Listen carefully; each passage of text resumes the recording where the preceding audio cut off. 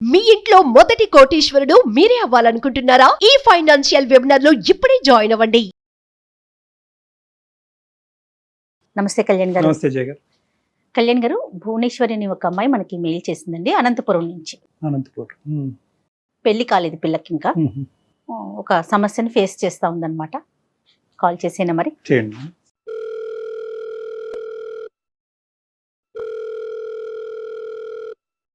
Hello hello, Bhuvaneswari గారండి? అవునండి, మీరెవరు? నేను జయానండి, అందమైన జీవితం ప్రోగ్రామ్ నుంచి కాల్ చేస్తున్నాను.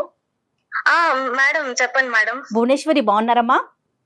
బాగున్నాను మేడం, మీరు ఎలా ఉన్నారు? బాగున్నానమ్మా. నాతో పాటు డాక్టర్ కళ్యాణ్ చక్రవర్తి గారు కూడా ఉన్నారు. సార్ నమస్తే సార్. భువనేశ్వరి నమస్తే అమ్మా. నువ్వు అదృష్టవంతురాలు, ఎందుకంటే మాకు దగ్గర 3000 ఈమెయిల్స్ వచ్చినాయి. ఆ ఈమెయిల్స్ లో నీది సెలెక్ట్ చేయడం జరిగింది. అండి, ఎగ్జాక్ట్లీ. అసలు ఇంత తొందరగా మీరు కాల్ చేస్తారని కూడా నేను అనుకోలేదు. చెప్పనా? ఎంత వయసు ఎంత మీది? Sir 26 sir. క్వాలిఫికేషన్స్ అమ్మా, చదువుకుంటున్నారా? బీటెక్ అయిపోయింది సార్, ఐటీలో జాబ్ చేస్తున్నానండి. ప్రజెంట్ ఎక్కడున్నారమ్మా? Present Secunderabad sir. ఇప్పుడు సమస్య ఏంటమ్మా? ఎవరిది, నీదేనా? నాదే సార్. ఏ విషయంలో? సార్ ఒక చిన్న ఇబ్బంది వచ్చి పడింది. నేను కాలేజ్ లో ఉన్నప్పుడు ఒక అబ్బాయితో రిలేషన్షిప్ లో ఉన్నాను. ఓకే. 1.5 2 years మా లవ్ జర్నీ అయితే నడిచిందండి. తన బెస్ట్ ఫ్రెండ్ కూడా మాతో పాటు కూడా ఉండేవాళ్ళు. అంటే పరిచయం అయిన తర్వాత తన ఫ్రెండ్స్ అందరు నా ఫ్రెండ్స్ అవ్వడం, నా ఫ్రెండ్స్ అందరు తన ఫ్రెండ్స్ అవ్వడం, అలాగా మేము ముగ్గురం కలిసి తిరిగే వాళ్ళం. అదే ఈ జర్నీలో ఒక 2 years తర్వాత నాకెందుకో తనతో వర్కౌట్ కాదు అనిపించిందండి. బాయ్ ఫ్రెండ్ తోటి నాకు 2 years రిలేషన్షిప్ తర్వాత లాంగ్ టర్మ్ తనతో జీవితాంతం నేను జీవితం పంచుకోలేను అని అనిపించి నేను బ్రేకప్ చెప్పేశాను. దీనికి బలమైన కారణాలు ఏమైనా ఉన్నాయా అండి భువనేశ్వరి? ఉన్నాయి మేడం. ఏంటండి? తను ముందు నాకు అప్రోచ్ అయినప్పుడు, నన్ను ప్రపోజ్ చేసినప్పుడు ఎలా ఉన్నాడో, ఎలా ఉన్నానని నాకు చూపించాడో అది తను కాదు నిజానికి. తన నిజ స్వరూపం ఏంటి అని అన్నది ఈ 2 ఏళ్ళు నేను తనతో ట్రావెల్ చేసిన జర్నీలో నాకు అతను ఏంటి అని అన్నది అర్థమైంది. నా స్వభావానికి చాలా ఆపోజిట్ అండి. We are like opposite poles. మాకు అసలు ఆపోజిట్ పోల్స్ అని తెలియటానికి నీకు 2 years టైం పట్టిందమ్మా? ఆ జర్నీలో మెల్లమెల్లగా తెలిసి వచ్చింది సార్. తెలిసింది ఏంటో ఆపోజిట్ పోల్స్ తెలుసుకోవచ్చా? ఫర్ ఎగ్జాంపుల్ ఏదన్నా? సార్ అతను అంటే మామూలుగా ముందు చాలా ఫ్రెండ్లీగా జోవియల్ గా ఉన్నట్టు కనిపించేవాడు, కానీ పైకి అలా కనిపిస్తాడు, కానీ నిజానికి తనది కాదు సార్. చాలా పొసెసివ్ అండ్ సంకుచిత స్వభావం, చాలా నారో మైండెడ్ అబ్బాయి.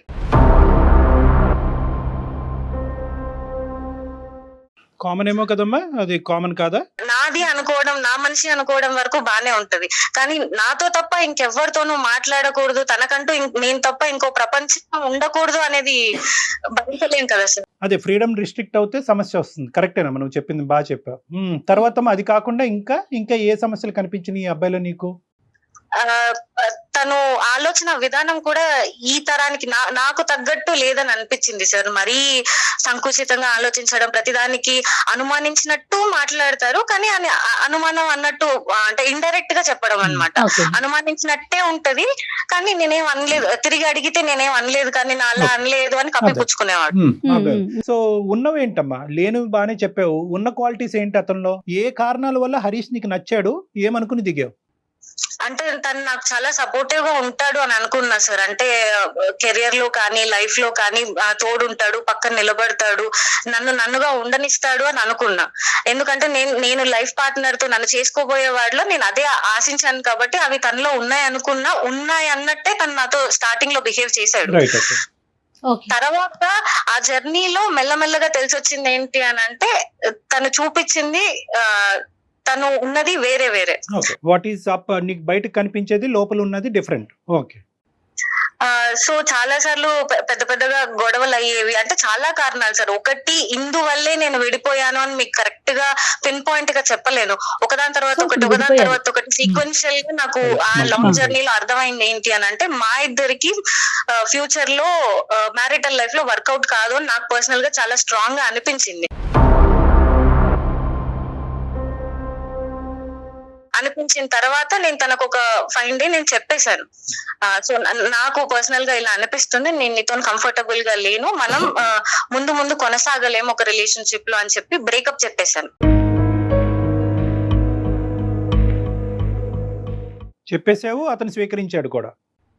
చెప్పాను సార్, నా సైడ్ నుంచి నేను బ్రేకప్ చెప్పారు. చెప్పాను, కానీ అది అతను తీసుకోలేదు. మళ్ళీ మళ్ళీ రిపీటెడ్ గా కాల్స్ చేయడం, కాంటాక్ట్ చేయడానికి ట్రై చేయడం, ఏదోలాగా అప్రోచ్ అవ్వడానికి ట్రై చేస్తున్నాడు. నేను అవాయిడ్ చేస్తూనే ఉన్నా. ఓకే. ఈ ప్రాసెస్ లో తన బెస్ట్ ఫ్రెండ్, ముందు చెప్పాం కదా సార్ మేము ముగ్గురం ఉండే వాళ్ళం బెస్ట్ ఫ్రెండ్స్ అని, తన నిశాంత్ అని ఇంకొక అబ్బాయి తన క్లోజ్ ఫ్రెండ్ అన్నమాట. తన క్లోజ్ ఫ్రెండా మీ క్లాస్మేట్ కూడానా? మా క్లాస్మేట్ అండ్ వాళ్ళిద్దరు నాకంటే Close ముందు friends. నుంచి, నేను వాళ్ళకు పరిచయం అవ్వక ముందు నుంచి వాళ్ళిద్దరు క్లోజ్ ఫ్రెండ్స్. రైట్, ఓకే అమ్మా. సరేనమ్మా. సో ఈ మా 2 years జర్నీలో మొత్తం తను ఉన్నాడు. చాలా ప్లేసెస్ కి కలిసి వెళ్లే వాళ్ళం, సినిమాలకి, లంచ్ లకి, బయటకి ఎక్కడికైనా వెళ్ళినా ముగ్గురం వెళ్లే వాళ్ళం. ఈ అబ్బాయి ఆ అబ్బాయి కాదమ్మా, ఈ అబ్బాయి పేరేంటి చెప్పండి. హరీష్ బెస్ట్ ఫ్రెండ్ నిశాంత్ అండి. నిశాంత్. Okay, right. చెప్పు తల్లి, చెప్పు. హరీష్, నిశాంత్, నేను కలిసి తిరిగే వాళ్ళం. అంతా అప్పుడు బానే ఉండేది. తర్వాత నేను ఎప్పుడైతే ఈ అబ్బాయికి మా ఇద్దరి మధ్యలో డిస్టర్బెన్సెస్ వచ్చి నేను ఇలా బ్రేకప్ చెప్పాను అని నిశాంత్ కి తెలిసిందో, తను మెల్లగా అప్పుడప్పుడు ఫోన్ చేసేవాడు, ఎలా ఉన్నావు ఏంటి, మామూలుగా మాట్లాడుకుంటూ ఉంటాం కదా ఫ్రెండ్స్ అన్నప్పుడు, బాగోగులు మాట్లాడుకోవడం. ఇలా అన్నప్పుడు నేను చెప్పాను, ఇలాగ నాకు తనతో కనెక్ట్ అవ్వలేను అని అనిపించింది, సో నేను ఇలా బ్రేకప్ చెప్పాను అని చెప్పాను. ఆ విషయం తనకు తెలిసిన తర్వాత కొన్ని రోజులు టైం తీసుకొని నిశాంత్ నాకు తిరిగి ప్రపోజ్ చేశాడు.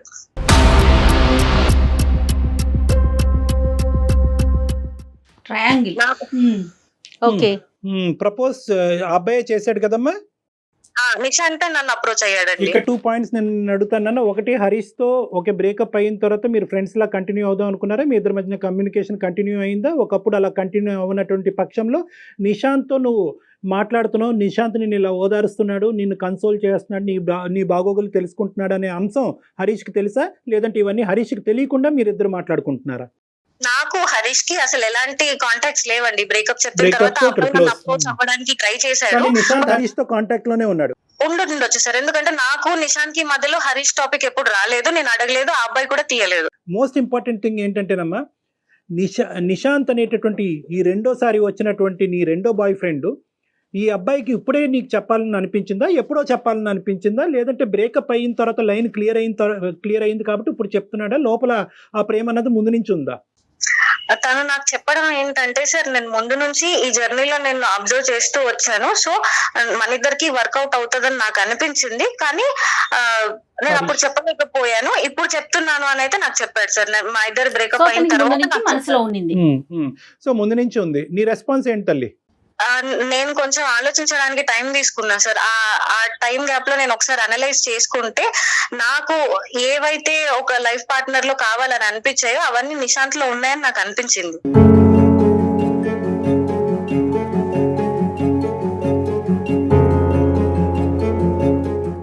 హరీష్ తో నీ బ్రేకప్ కి నిశాంత్ మళ్ళీ నిన్ను ప్రపోజ్ చేయడానికి మధ్యలో టైం గ్యాప్ ఎంత ఉందమ్మా? హార్డ్లీ 1-2 months ఉంది సార్. సో నువ్వు కంప్లీట్గా ఈజీగా వైపౌట్ చేసావమ్మా హరీష్ని. బ్రేకప్ అయ్యింది, నచ్చలేదు, అతని యొక్క ప్రవర్తన నీకు నచ్చలేదు కాబట్టి తీసేయాలనుకున్నా తీసేసావు. ఆ 2 years పాటు ఉండేటటువంటి జ్ఞాపకాలు ఏవి కూడా నీ లోపల ఒక బాధని, ఒక డిప్రెషన్ని కలిగించలేదా? లేదు సార్.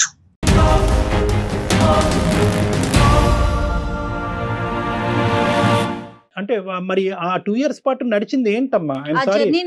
దాన్ని ఏమనాలి ఇప్పుడు? 2 years పాటు ఒక ప్రేమ అనుకోవాలా, లేదంటే ఒక టెస్టింగ్ అనుకోవాలా, ఒక డేటింగ్ అనుకోవాలా, లేదంటే ఒక బలమైనటువంటి బంధం అనుకోవాలా, ఏమనాలి దాన్ని?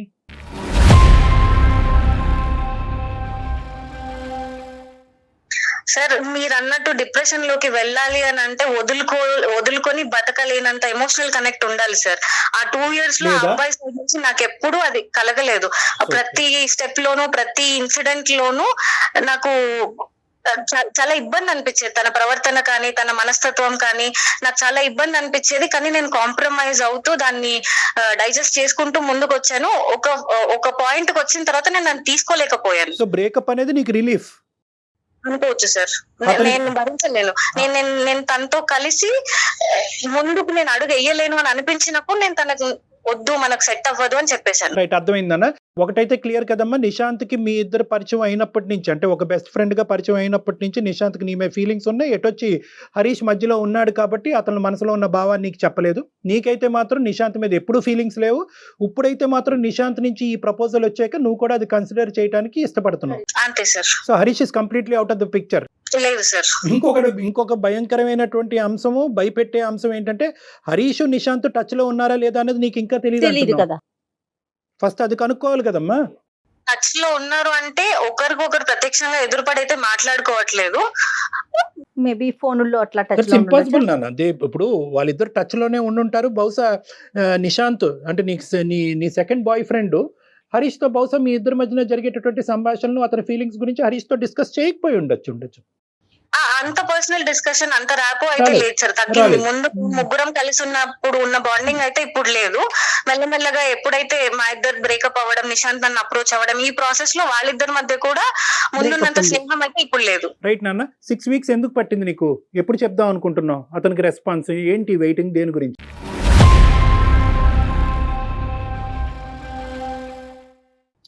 సార్ ఆ గ్యాప్ ఎందుకు వచ్చింది అని అంటే నేను చాలా రెస్ట్లెస్ అయిపోయాను సార్. విసిగిపోయాను వీటన్నిటితోటి. ఆయన వచ్చాడు, ప్రేమ అన్నాడు, జర్నీ చేసాం, ఇదంతా అయింది. మళ్ళీ ఈయన వచ్చాడు, వీళ్ళిద్దరు బెస్ట్ ఫ్రెండ్స్. ఈ సిచ్యువేషన్ నాకు కరెక్ట్ గా అదే టైంలోనే నిహారిక ఇన్సిడెంట్ ఒకటి జరిగింది. వాళ్ళది కూడా సేమ్ అలాగే ట్రయాంగిల్ లవ్ స్టోరీ. అండ్ అసలు ఆ దారుణం ఏంటి సార్, టీవీలో చూస్తేనే నాకు కాళ్ళు చేతులు వణికిపోతున్నాయి సార్. ప్రేమిస్తే రీసెంట్ గా జరిగిన ఇష్యూ అండి. చెప్పు. హరికృష్ణ, అబ్బాయి పేరు నవీన్, హరిహర కృష్ణ, నవీన్ అండ్ నిహారిక. నిహారిక సార్.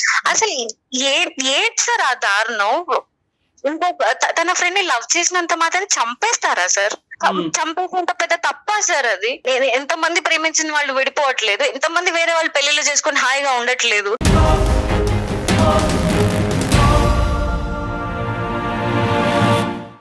తనని కాదని వేరే వాళ్ళని ప్రేమించినందుకు చంపేస్తారా? అది గుండె అనుకుంటున్నారా, కేక్ ముక్క అనుకుంటున్నారా సార్? అలా పక్కకు తీసుకెళ్లి చంపేయడం, దారుణాలు అది చూసినప్పటి నుంచి నాకు రాత్రులు నిద్ర పట్టలేదు సార్. అసలు నా పరిస్థితి కూడా ఇంచుమించు దాదాపు దానికి దగ్గరగానే ఉంది. ఇది ఇలాంటి భయంకరమైన పరిణామాలు వస్తాయేమో. అసలు అందులో నా తప్పు ఎంత ఉంది? నేనేమన్నా తప్పు చేస్తున్నానా? నేను ఇప్పుడు ఈ అబ్బాయికి ఓకే చెప్తే అలాంటి పరిణామాలు ఏమన్నా నేను చూడాల్సి వస్తుందా? అసలు నాకేం అర్థం కావట్లేదు సార్. నీ ఇష్యూకి వస్తే అమ్మా, కమింగ్ టు యువర్ పాయింట్, నీకు నిద్ర పట్టట్లేదు, చేతులు కాళ్ళు వణికిపోతున్నాయి, భయం వేస్తుంది అని అంటున్నావు. ఇప్పుడు నీకు ఒక స్ట్రైట్ ఫార్వర్డ్ క్వశ్చన్ నిన్ను అడుగుతా. ఎందుకు భయపడుతున్నావు నువ్వు? ఏ కారణం చేత భయపడుతున్నావు? నాకు హరీష్ గురించి తెలుసు సార్, ఆ అబ్బాయి మనస్తత్వం తెలుసు. ఇతను వెళ్ళి నిశాంత్ ఏమైనా చేస్తాడా, లేకపోతే వాళ్ళిద్దరూ కొట్టుకొని ఒకరికొకరు ఏమైనా చేసుకుంటారా అని చాలా భయపడుతున్నాను సార్ నేను. అతను ఎంత మొండివాడంటే, ఎంత పొసెసివ్ నేచర్ అని అంటే, ఎప్పుడు తనదే నెగ్గాలి, తన పాయింట్ ఆఫ్ వ్యూ కరెక్ట్, తనకే దక్కాలి అన్న ఒక ఇది ఉంటది సార్ ఆ అబ్బాయికి. సో ఆ కోపంలో ఈ గ్యాప్ లో నేను చెప్పాను కదా సార్ మీకు, నేను బ్రేకప్ చెప్పిన తర్వాత రిపీటెడ్ గా కాల్స్ చేస్తున్నాడు, కనెక్ట్ అవ్వడానికి ట్రై చేస్తున్నాడు అని. అందులో ఎక్కడ నాకు ప్రేమ కనిపించలేదు సార్. మొండి, నాకు దక్కాలి, నన్ను ఎందుకు వదిలేసి వెళ్ళిపోతున్నావు అన్న మొండి పట్టుదలే కనిపించింది, కానీ ప్రేమతో సాధించుకుందాం అన్న మనస్తత్వం కాదు సార్. అది ఉంటే అసలు నేను బ్రేకప్ చేసుకోకపోయేదాన్ని. ఒక 2 years పాటు జరిగినటువంటి జర్నీ ఒక మీనింగ్లెస్ జర్నీగా మారిపోయినప్పుడు రెండో వచ్చినటువంటి అబ్బాయి ఈరోజు నువ్వు ప్రపోజ్ చేస్తే నువ్వేం చేయాలి? వాడికి ఒక దండం పెట్టాలి. First of all most important, బాబు నీకు 10% కాదు 100% ఫీలింగ్స్ ఉండి హరీష్ కంటే 100 రెట్లు ఎక్కువైనా ప్రేమించదు, నో ప్రాబ్లము. కానీ ఈరోజు నేను మానసికంగా I'm not in a stable position. ఈరోజు ఇప్పటి వరకు నాకు జరిగినటువంటి ప్రయాణం అది ప్రేమ, ఇన్ఫాక్చువేషనా, డేటింగా ఏంటో నేను డిఫైన్ చేయలేకపోతున్నాను. ఆ మనిషి నుంచి విముక్తి పొంది ఇప్పుడే సేద తిరిగి నా చదువు మీద, నా ఉద్యోగం మీద కాన్సన్ట్రేట్ చేసేటటువంటి టైంలో ఇప్పుడు నువ్వు ఇంకో ప్రపోజల్ తీసుకొచ్చావు, ఈ భారాన్ని నేను ఇప్పుడు అప్పుడే మోయలేను, కాస్త వెనక్కి తగ్గు, కొద్దిగా సమయం ఇవ్వు అని చెప్పి అడగాలి మీరు. ఎందుకంటే కనుక ఈరోజు ఇది రీప్లేస్మెంట్ స్ట్రాటజీ అంటారమ్మా. చాలా మంది ఆడపిల్లలు ఇక్కడే ఉచ్చులో చిక్కుంటారు. ఒక బ్రేకప్ అయిన తర్వాత ఒక డిప్రెషన్లోకి వెళ్తారు.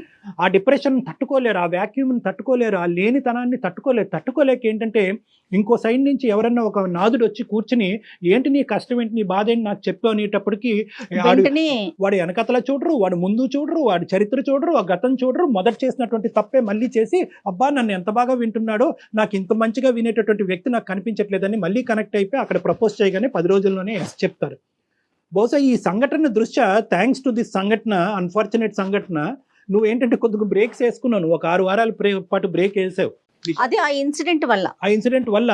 అందునుంచి థ్యాంక్స్ టు దిస్ ఇన్సిడెంట్ అని నేను ఎందుకు అంటున్నానంటే, ఈ దురదృష్టకరమైనటువంటి ఇన్సిడెంట్ బహుశా లేకపోతే కనుక నువ్వు కూడా ఎస్ అని చెప్పుండేదాను కదమ్మా. సార్ కానీ మీరు అన్నట్టు ముక్కు మొహం తెలియని వ్యక్తి అయితే కాదు కదా సార్. కొన్ని ఏళ్ల పాటు మేము ఫ్రెండ్స్ లా ఉన్నాం, ఒక జర్నీ ఫ్రెండ్షిప్ నడిచింది మా మధ్యలో. ఎక్కడో సడన్ గా నేను డిప్రెషన్ లో ఉన్నప్పుడు ఒక అతను వచ్చి నీ కష్టాలు నాకు మంచి పాయింట్ అమ్మా, చాలా మంచి పాయింట్. ఈ అబ్బాయి నీ మొదట ఉండేటటువంటి హరీష్ తో నువ్వు కాంటాక్ట్ లో ఉండి మీ ఇద్దరు ప్రేమించుకుంటున్నంత కాలం ఎక్కడ కూడా ఏ మూలన ఏ కోసాన కూడా 0.5% కూడా నేను నిశాంత్ నా పార్ట్నర్ అవుతాడు రానున్న రోజుల్లో నువ్వు ఎప్పుడు అనుకోలే. లేదు సార్, అతనితో కంటిన్యూ అవుతున్నప్పుడు కూడా ఇతనితో నాకు ఫీలింగ్స్ ఉన్నాయి, వీడితో పోల్చుకుంటే వాడు చాలా బాగున్నాడు అనేటటువంటి ఫీలింగ్ నాకు కలిగిందంటే అది డిఫరెంట్ స్టోరీ. లేదు సార్, ఎప్పుడూ లేదు సార్. సో దాని అర్థం ఏంటంటే కనుక ఇక్కడ ఒక బ్రేకప్ తర్వాత ఒక మేకప్ అయింది.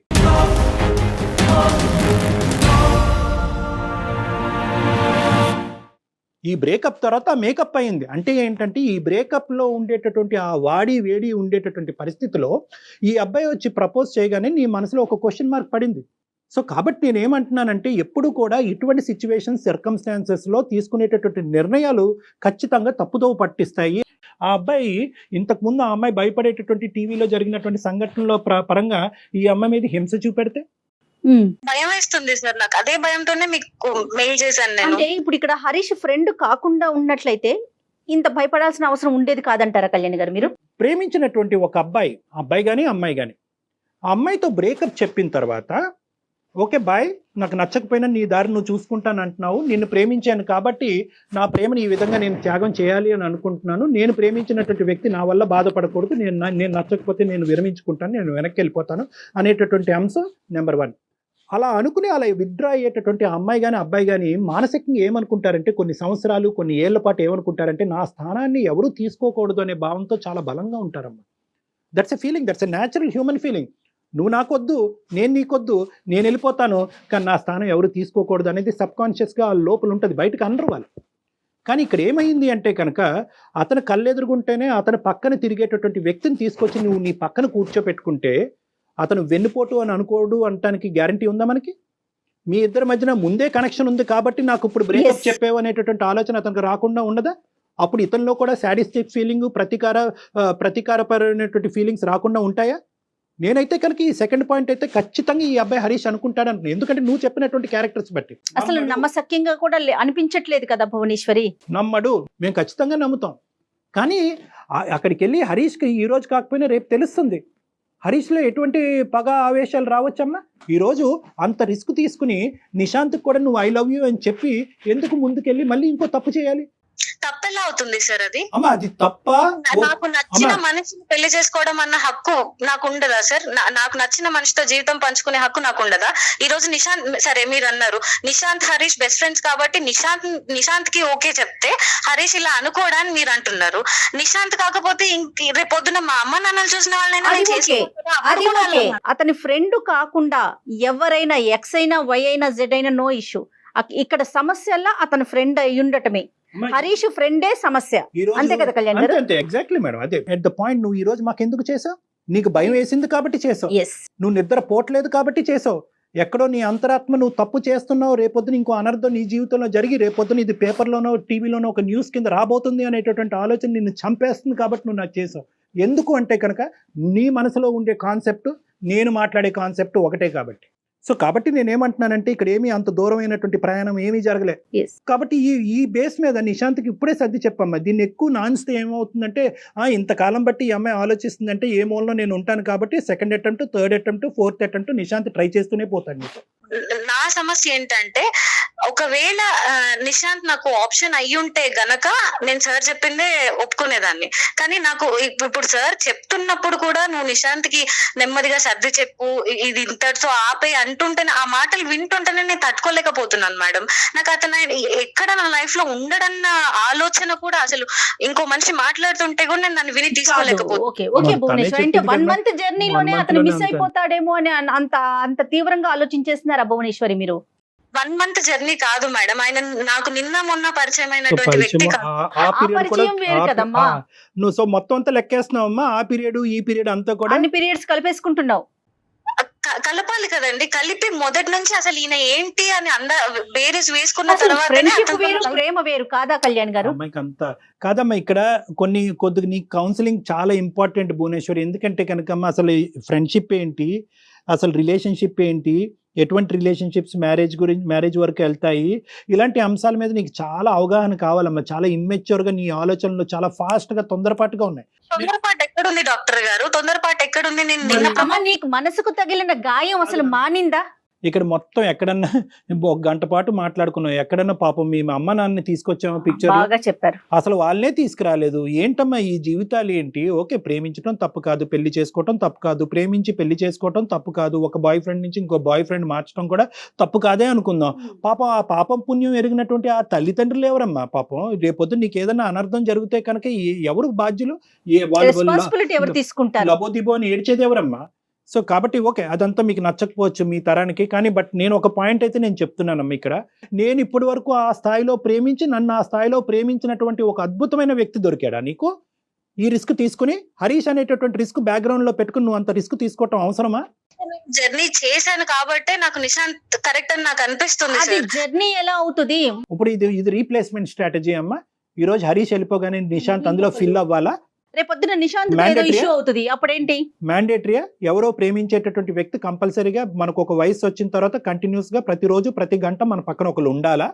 ఇంత రిస్క్ తీసుకుని ఉండాలా? మనకు బెస్ట్ అనిపించిన దాన్ని తీసుకోవడంలో తప్పు లేదు కదా సార్. రేపొద్దున నిశాంత్ కూడా హరీష్ లాంటి మెంటాలిటీ అనేది నీకు తొందరలో తెలిస్తే కనుక మళ్ళీ మాకు ఫోన్ చేస్తావా? నువ్వు హరీష్ తో చేసినటువంటి తప్పే ఈ రోజు నిశాంత్ తో చేస్తున్నావు. కొంత నిన్ను టైం వద్దు, తీసుకోండి. నువ్వు టైం తీసుకోమంటున్నాను. నిశాంత్ టైం నేను సేద తీరటానికి ఇందాక నుంచి పదే అంటున్నాను.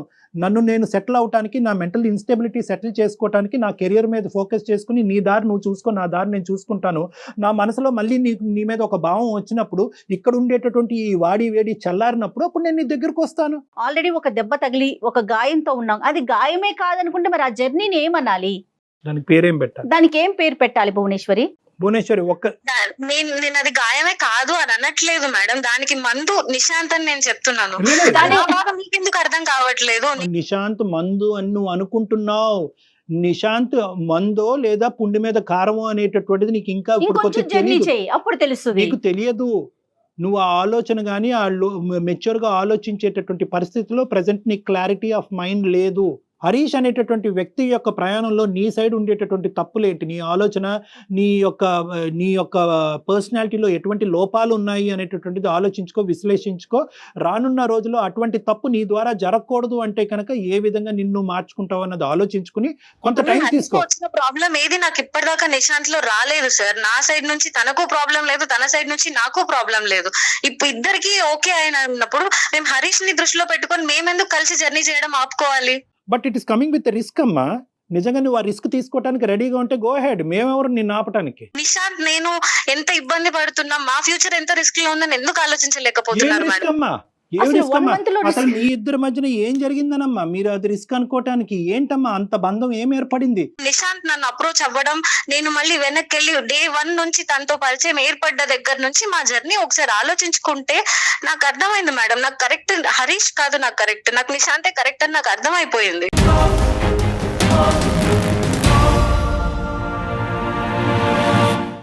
మా ప్రైమరీ థింగ్ అయితే మాత్రము నువ్వు టైం తీసుకో. నిశాంత్కి ఇప్పటికిప్పటికే రీప్రపోజల్ చేసి నువ్వంటే నాకు ఇష్టం అని చెప్పొద్దు. మోస్ట్ ఇంపార్టెంట్ ఏంటంటే ఈ మొత్తం అంశంలో హరీష్ని మాత్రం కప్పేయద్దు. హరీష్కి ఇండైరెక్ట్గా తెలిస్తే కనుక పరిస్థితి ఇంకో విధంగా ఉండొచ్చు. కాబట్టి ఇండైరెక్ట్గా తెలిసే ముందు డైరెక్ట్గానే చెప్పడం బెటరు. అన్నిటికంటే ఫైనలీ మోస్ట్ ఇంపార్టెంట్, నీకంటూ ఒక కుటుంబం ఉంది, తల్లిదండ్రులు ఉన్నారు. ఇప్పటికైనా మొదట చేసిన తప్పు మళ్ళీ రిపీట్ అవ్వకూడదు అంటే ఇప్పుడు నీ పేరెంట్స్ని ఇన్వాల్వ్ చేయడం అనేది అందరికీ శ్రేయస్కరం. ఇదే భాష ఏదైతే మాతో మాట్లాడేవో, నిశాంత్ కరెక్ట్, నిశాంత్ సూపర్, నిశాంత్కి మించినటువంటి మనిషి లేదు అనేటటువంటి అంశాలు ఏవైతే చెప్పావో అవే మీ తల్లిదండ్రుల దగ్గర రిపీట్ చేయి. మీరు ఆర్గ్యూ లోకి వెళ్తున్నారు భువనేశ్వరి, ఆలోచించండి ఒకసారి. ఆర్గ్యుమెంట్ కూడా నువ్వు ఎందుకు వెళ్తున్నావు అంటే కనుకమ్మ, మాకు ఫోన్ చేయకి, మాకు ఈమెయిల్ చేయక ముందే నువ్వు నిశాంత్ కావాలి అని చెప్పి 100% కాదు 200% ఫిక్స్ అయ్యావు. కాబట్టి ఈ రిస్క్ ని ఆ నిశాంత్ అలాగే ఉండాలి, నిశాంత్ నేను ప్రేమించాలి, నిశాంత్ నేను పెళ్లి చేసుకోవాలి, కానీ నాకు హరీష్ దగ్గర నుంచి రిస్క్ రాకుండా మీరు ఒక ఆలోచన చెప్పండి అంటే కనుక అలా మేము చెప్పలేమమ్మా. ఎందుకంటే హరీష్ని మేము చూడలేదు, హరీష్తో మేము మాట్లాడలేదు, హరీష్ ఆ టీవీలో జరిగినటువంటి సంఘటనలాగా హరీష్ ప్రవర్తిస్తాడో లేదో అన్నది మాకు తెలియదు. అలాంటప్పుడు Expect ఏంటంటే చేయలేం. మాకు తెలియనటువంటి అంశము రిస్క్ ఉన్నట్టుగానే ముందుకు వెళ్ళమంటాం కానీ రిస్క్ లేనట్టుగా ఊహించుకుని ముందుకు వెళ్ళమని చెప్పే దమ్ము ధైర్యం నాకైతే లేదమ్మా. అమ్మ జీవితం ఇది అందరికి పరిచిన విస్తరవదు, అన్ని కష్టాలు నష్టాలు అన్నీ ఉంటాయి. ఆలోచించుకో భువనేశ్వరి, నువ్వు వెంటనే నిర్ణయం తీసుకోమని చెప్పట్లే. ఇప్పుడు ఈ విషయాన్ని కూడా టకామని ఎస్ అని చెప్పేయాలని మేము ఎక్స్పెక్ట్ చేయట్లేదమ్మా. డిస్కషన్లోకి మేము ఎస్, నువ్వు టైం తీసుకో, డాక్టర్ గారి నెంబర్ నీకు నేను షేర్ చేస్తాను, పర్సనల్ గా వచ్చి కలు, ఫోన్ లో కాదు. ఓకేనమ్మా? సరే మేడం.